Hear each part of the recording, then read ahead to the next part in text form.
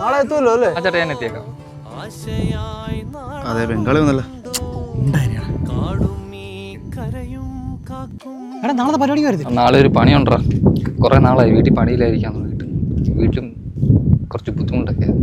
അത് നാളെ ഞായറാഴ്ച അല്ലേ, പിന്നെ സർക്കാർ ജോലിയൊന്നുമില്ലല്ലോ. പോയാൽ പോട്ടെന്ന് ചോദിക്കണം. പിന്നെ തേപ്പല്ലേ പണി. എടാ ഞാൻ പോയേക്കോ, എനിക്ക് പോയിട്ട് ആവശ്യമുണ്ട്. നിനക്ക് നാണേടാ വിളിക്കാൻ. ചുമ്മാ 24 മണിക്കൂർ പൈസ പറയാൻ. നമ്മൾ ആദ്യമായിട്ട് TV കണ്ടത് ആരുടെ വീട്ടിൽ പോയെന്ന് ഓർക്കുന്നുണ്ടോ?